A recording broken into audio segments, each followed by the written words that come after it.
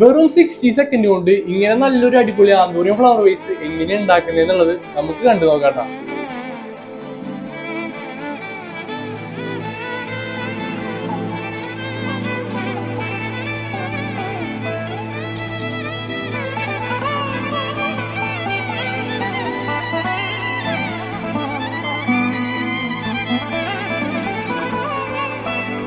താഴ്വാരം മേലാകെ ചുടു